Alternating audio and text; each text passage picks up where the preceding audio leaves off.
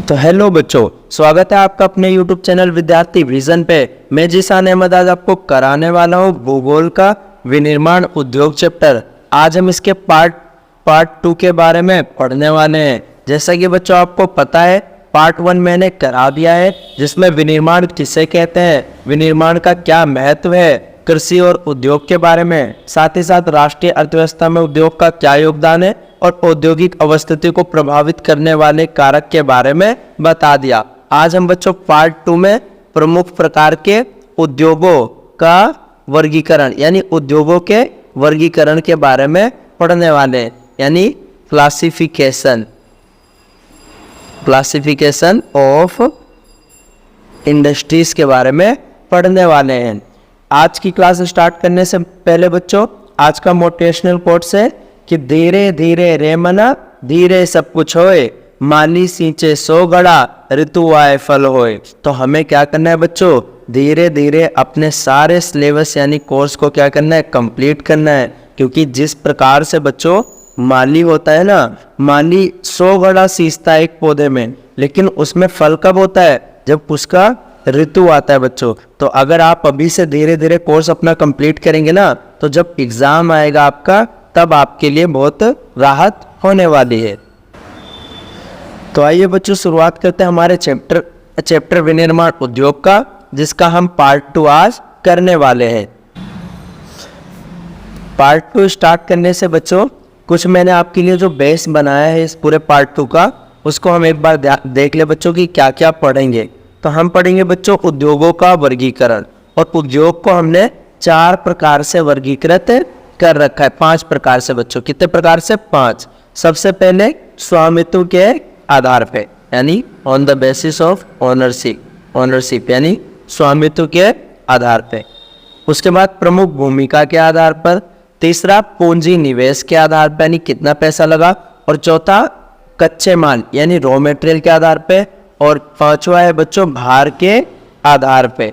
तो स्वामित्व के आधार पे बच्चों, यानी उस उद्योग का मालिक कौन है, उस हिसाब से बच्चों हमारे पास स्वामित्व के आधार पे 4 प्रकार के उद्योग पाए जाते हैं। पहला है बच्चों सार्वजनिक क्षेत्र के उद्योग। तो सार्वजनिक क्षेत्र, दूसरा निजी क्षेत्र के उद्योग, तीसरा संयुक्त क्षेत्र के उद्योग, और चौथा सहकारी उद्योग। तो स्वामित्व के आधार पर उद्योग कितने प्रकार के हैं? 4। सार्वजनिक क्षेत्र के उद्योग, निजी क्षेत्र, संयुक्त क्षेत्र और सहकारी उद्योग। उसके बाद आता है बच्चों प्रमुख भूमिका के आधार पे। तो प्रमुख भूमिका के आधार पे 2 प्रकार के उद्योग है। पहला है आधारभूत उद्योग और दूसरा है उपभोक्ता उद्योग। तीसरा आता है बच्चों पूंजी निवेश के आधार पे। तो इसमें पहला आएगा बच्चों लघु उद्योग और दूसरा है बच्चों वृहद उद्योग यानी बड़े पैमाने के उद्योग। चौथा आता है बच्चों कच्चे माल के आधार पे। तो इस कच्चे माल में बच्चों सबसे पहले वो कच्चा माल कृषि आधारित है, तो कृषि आधारित उद्योग। खनिज पे बेस है बच्चों, तो खनिज आधारित उद्योग। और वन पे बेस है बच्चों, तो वन आधारित उद्योग। और समुद्र पे बेस है तो समुद्र आधारित उद्योग। उसके बाद आएगा बच्चों भार के आधार पे, यानी भारी उद्योग और हल्का उद्योग। तो उम्मीद करता हूँ बच्चों आज की क्लास का बच्चों जो है बेसिक है ना, ये बेस जो मैंने जो चार्ट बना रखा है बच्चों, मैंने डायग्राम बना रखा है, वो आपको समझ में आ गया होगा। अब बच्चों हम इसमें पढ़ने वाले हैं कि उद्योगों को निम्न प्रकार से वर्गीकृत किया जा सकता है। सबसे पहले बच्चों जैसा कि मैंने बताया कच्चे माल के आधार पे, और कच्चे माल के आधार पे कितने प्रकार के थे बच्चों? 4। लेकिन आपके कोर्स में सिर्फ 2 आएंगे। एक है बच्चों कृषि आधारित उद्योग, कृषि आधारित उद्योग यानी जिसमें बच्चों कच्चा माल कहाँ से प्राप्त होता है? कृषि से प्राप्त होता है। जैसे बच्चों आपका सूती वस्त्र हो गया, ऊनी वस्त्र हो गया, साथ ही साथ में पटसन उद्योग हो गया बच्चों, रेशम वस्त्र, रबड़, चीनी, चाय, कॉफी। तो ये सारी क्या है बच्चों?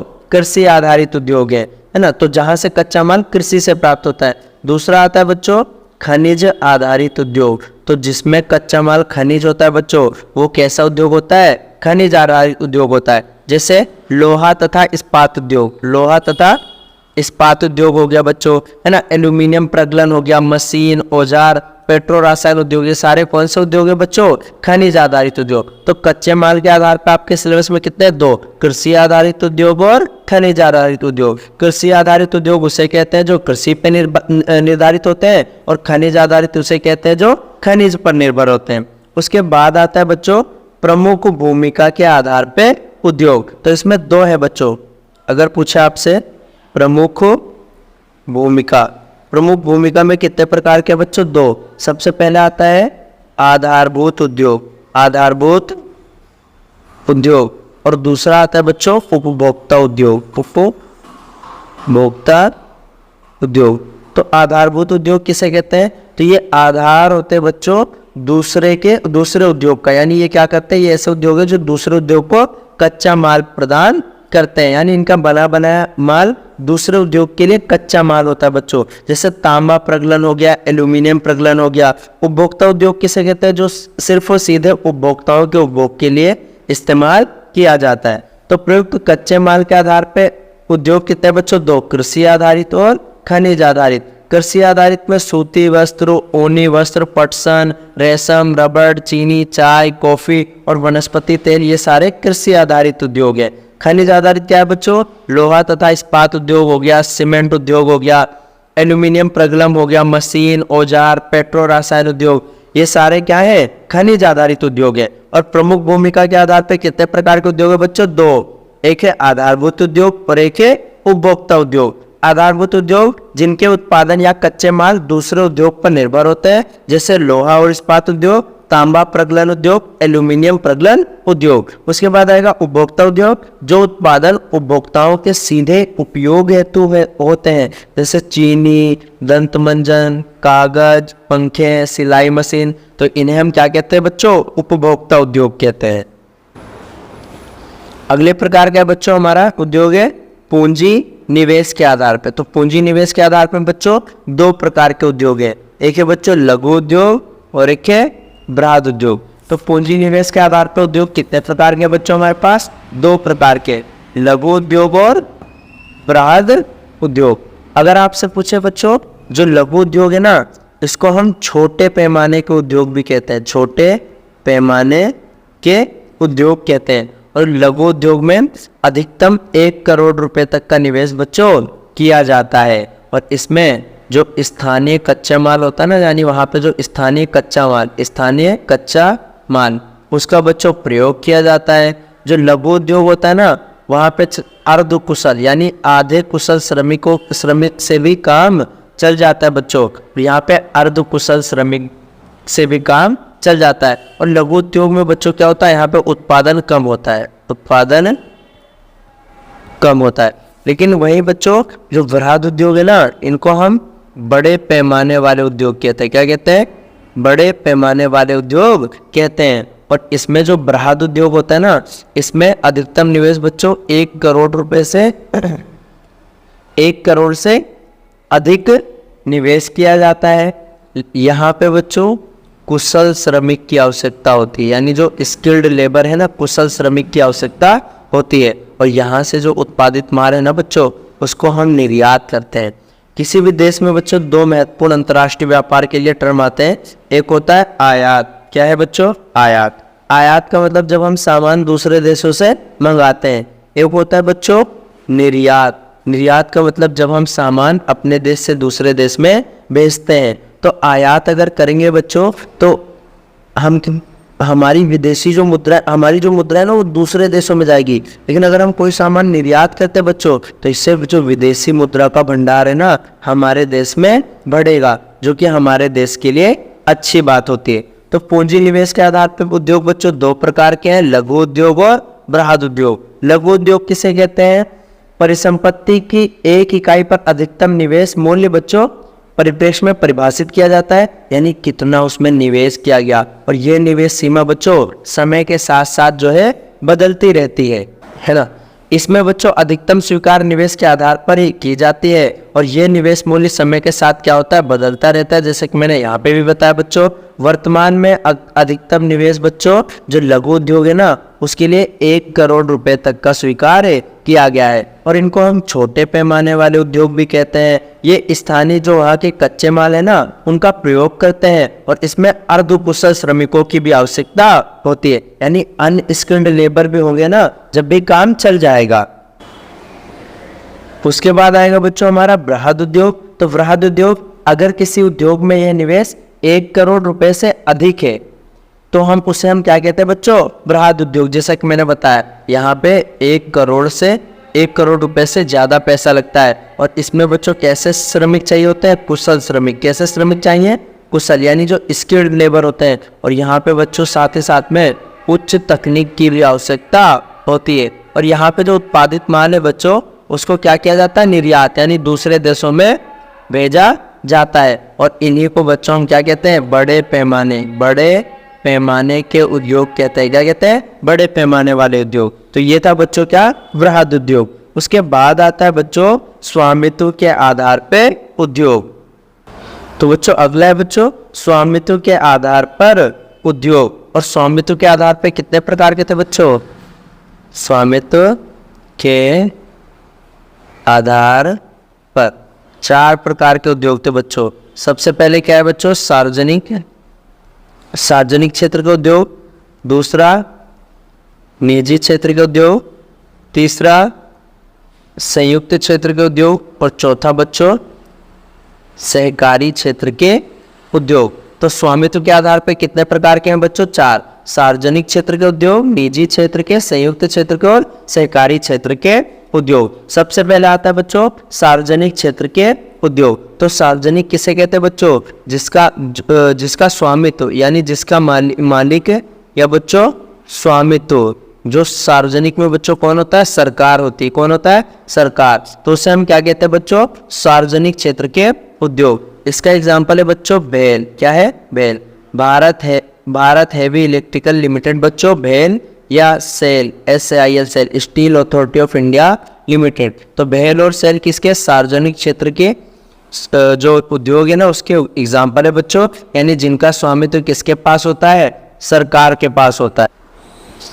इसी तरीके से बच्चों एक आता है निजी उद्योग। तो निजी उद्योग जिनका स्वामित्व बच्चों एक व्यक्ति या एक कंपनी होता है, जिनका स्वामित्व एक व्यक्ति या एक कंपनी के हाथ में होता है, उसे हम क्या कहते हैं, निजी क्षेत्र के उद्योग कहते हैं बच्चों। जैसे रिलायंस हो गया, जियो हो गया बच्चों, डाबर हो गया, है ना, टाटा की कंपनी हो गई। तो ये सारे निजी क्षेत्र के उद्योग है। इनके मालिक बच्चों एक व्यक्ति या एक कंपनी होती है। तीसरा आता है बच्चों संयुक्त क्षेत्र के उद्योग, यानी जिसमें राज्य यानी सरकार भी होती है और प्लस में निजी भी होता है। जैसे बच्चों ऑयल इंडिया लिमिटेड या मारुति उद्योग। तो ये संयुक्त है, यानी दोनों, सरकार का भी है और प्राइवेट भी है, दोनों मिक्सअप कर काम करते हैं। तो इसे हम क्या कहते हैं बच्चों, संयुक्त क्षेत्र के उद्योग कहते हैं। एक आता है बच्चों सहकारी उद्योग। तो सार्वजनिक उद्योग क्षेत्र के उद्योग किसे कहते हैं, जिसमें सरकारी एजेंसियों द्वारा प्रबंधित और सरकार द्वारा संचालित उद्योग होते हैं। जैसे बच्चों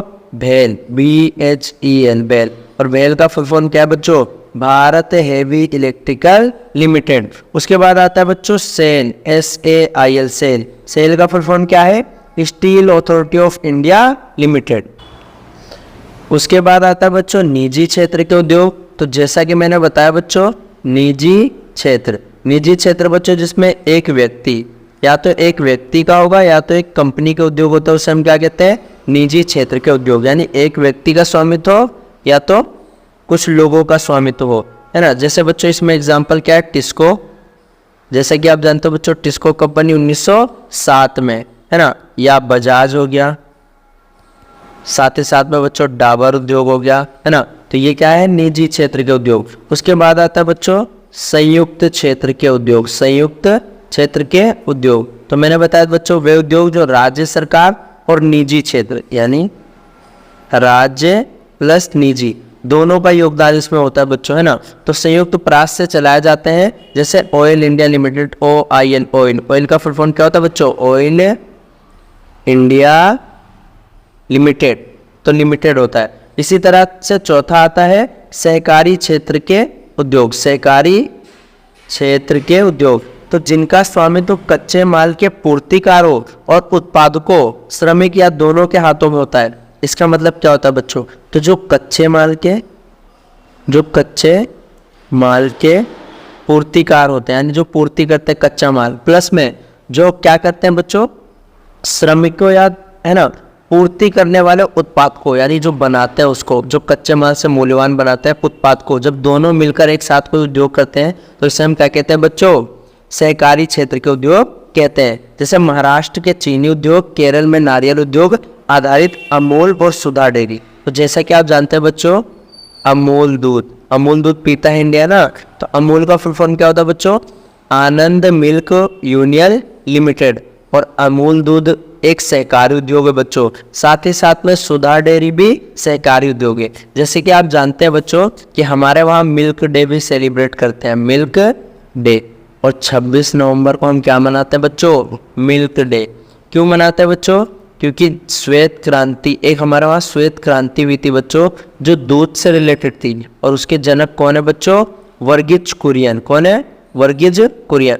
आप इनको बच्चों मिल्क मैन ऑफ इंडिया भी बोल सकते हैं। तो मिल्क डे कब मनाते हैं बच्चों, 26 नवंबर को मनाते हैं। और मिल्क मैन कौन है, वर्गीज कुरियन है, क्योंकि इनका हैप्पी बर्थडे 26 नवंबर को आता है, इसलिए इस दिन को बच्चों मिल्क डे मनाते हैं ना। तो ये हमारा था बच्चों स्वामित्व के आधार पर उद्योग, 4 उद्योग कर लिए।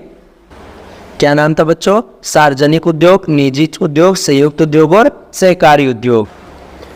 उसके बाद बच्चों अगला आता है कच्चे माल और तैयार माल की मात्रा और भार के आधार पे। तो एक होता है भारी उद्योग और हल्के उद्योग। भारी उद्योग, साथ ही साथ में बच्चों हल्के उद्योग।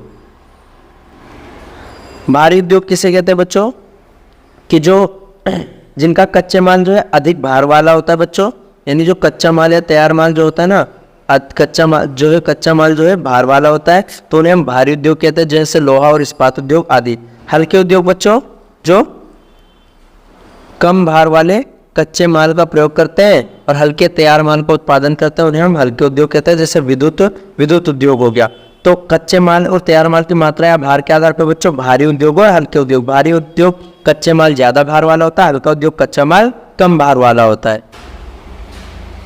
तो अगला टॉपिक है बच्चों हमारा कृषि आधारित उद्योग। क्या है, कृषि आधारित उद्योग, जिनके बारे में हम अच्छे से पढ़ने वाले हैं। इसमें बच्चों हम 3 उद्योग के बारे में पढ़ेंगे। सबसे पहले सूती कपड़ा उद्योग। सूती कपड़ा उद्योग, पहला उद्योग है बच्चों सूती कपड़ा उद्योग। दूसरा आएगा चीनी उद्योग, चीनी उद्योग। और तीसरा प्रमुख उद्योग है बच्चों हमारा पटसन उद्योग। क्या नाम है बच्चों, पटसन उद्योग। तो सूती कपड़ा उद्योग में बच्चों सबसे पहले हमें पता होना चाहिए वस्त्र उद्योग के बारे में, वस्त्र उद्योग के बारे में। तो जैसा कि आप जानते हैं बच्चों कि भारतीय अर्थव्यवस्था में वस्त्र उद्योग का अपना एक अलग ही महत्व है। टोटल जीडीपी का बच्चों औद्योगिक उत्पादन का 14% हमारे वस्त्र उद्योग में। साथ ही साथ में 350 लाख व्यक्तियों को बच्चों वस्त्र उद्योग क्या करता है, रोजगार देता है बच्चों। और जीडीपी में इसकी भागीदारी पता है कितनी है, 4% है।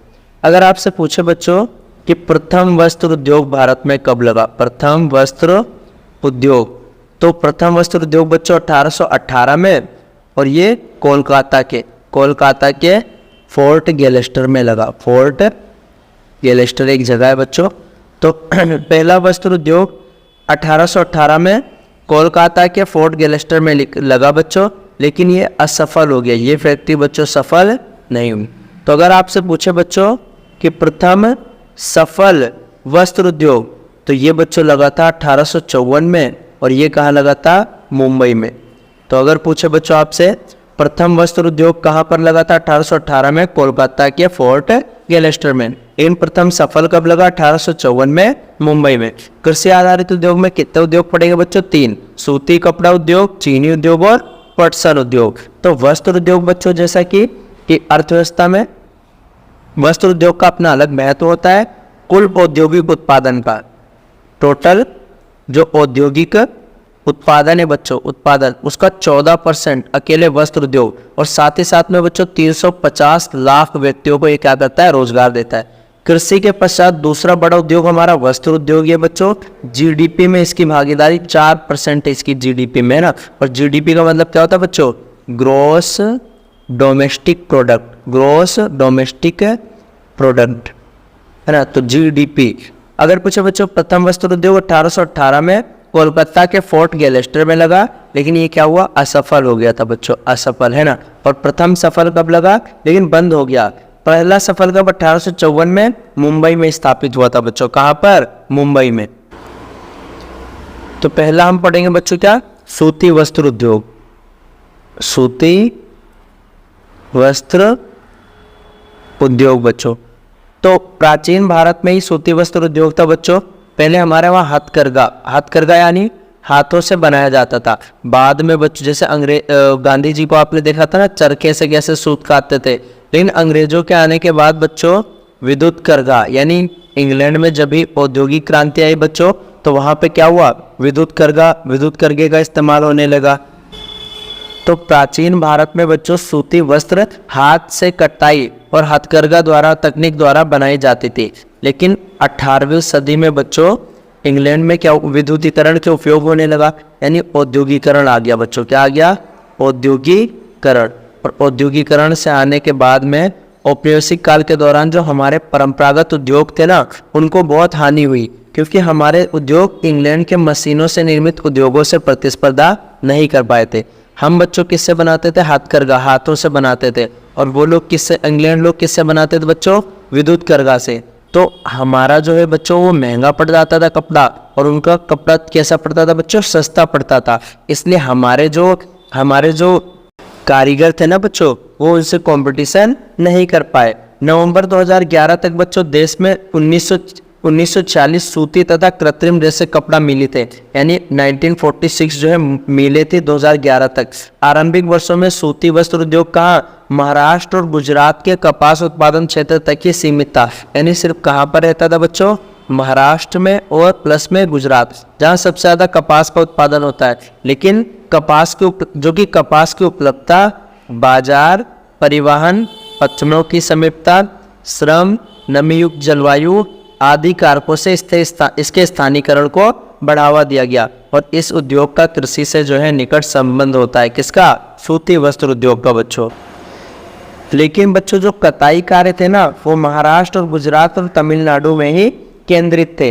लेकिन सूती वस्त्र, रेशम वस्त्र, जरी, कसीदाकारी आदि में बुनाई के परंपरागत कौशल और डिजाइन देने के लिए बुनाई अत्यधिक जो है विकेंद्रित थी, मतलब अलग अलग पहरी थी। भारत में कताई उत्पादन जो है विश्व स्तर का है, यानी जो कताई है ना, यानी धागा हमारे वहाँ पे बच्चों विश्व स्तर पर उत्पादन होता है। लेकिन जो बुना वस्त्र है ना, वो कम गुणवत्ता वाला होता है, क्योंकि ये देश में उत्पादित उच्च स्तरीय धागे का अधिक प्रयोग नहीं कर पाते। बुनाई का कार्य हथकरघों, विद्युत करघों व मिलों में होता है। हाथ से बुनी खादी जो है कुटीर उद्योग के रूप में बुनकरों को उनके घरों में बड़े पैमाने पर रोजगार प्रदान करता है। यानी हाथ से जब बुनते हैं ना, तो जो कुटीर उद्योग होता है ना, बुनकरों को रोजगार प्राप्त होता है। और भारत जो है जापान को सूत यानी धागे का क्या करता है? निर्यात करता है। किसको निर्यात करता है बच्चों? जापान को। यानी हमारे वहाँ इतनी उच्च क्वालिटी का जो धागा बनता है ना, वो तो हम किसको निर्यात करते हैं? जापान को। और भारत में सूती वस्त्र के अन्य आयातक देश अमेरिका, इंग्लैंड, रूस, फ्रांस, पूर्वी यूरोपीय देश, नेपाल, सिंगापुर, श्रीलंका, अफ्रीकी देश है। सूती रेशे के विश्व व्यापार में हमारे देश की भागीदारी काफ़ी जो है महत्वपूर्ण है बच्चों। तो जैसा कि हमने देखा बच्चों कि हमारे वहाँ सूत यानी धागा तो उच्च क्वालिटी का बनता है, लेकिन कपड़ा हम अच्छी गुणवत्ता वाला नहीं बना पाते, जिसकी वजह से हमें क्या करना पड़ता है? सूत तो निर्यात करते हैं जापान जैसे बड़े बड़े देशों को, लेकिन हम कपड़े का क्या करते हैं बच्चों? आयात करते हैं। और जो ये कुल अंतर्राष्ट्रीय व्यापार का लगभग 1/4 भाग है, यानी सूती वस्त्र उद्योग बच्चों। लेकिन तैयार वस्त्र के कुल व्यापार में यह हिस्सा केवल 4%, यानी तैयार वस्त्र हम बना ही नहीं पाते। हमारे कताई कारखाने विश्व स्तर पर प्रतिस्पर्धा कर सकते हैं धागे बनाने के लिए। जो हम सूत पैदा करते हैं उसका उपभोग करने में हम सक्षम है, लेकिन बुनाई और कताई तथा प्रकरण देश में उन्नत किए गए उच्च कोटि के धागे का उपयोग नहीं कर पाते हैं। और ये इस उद्योग की सबसे बड़ी कमी है, जिसके परिणाम स्वरूप हमारे बहुत से कताई कार्य करने वाले जो सूती धागे का निर्यात करते हैं, जबकि परिधान निर्माता कपड़े का आयात करते हैं। यानी जो हमारे वहाँ धागा है वो उच्च गुणवत्ता वाला है, तो ये लोग क्या करते हैं, निर्यात कर देते हैं। लेकिन जो हमारे परिधान निर्माता है ना, उनको बेचारों को कपड़े का आयात करना पड़ता है। क्यों? हमारे वहाँ पे उच्च क्वालिटी के कपड़े नहीं बन पाते थे बच्चों। जैसा कि आप जानते हैं बच्चों कि कच्चे माल में हमें बिल्कुल भी फ़ायदा नहीं होता है, हमें बने बनाए माल में फ़ायदा होता है।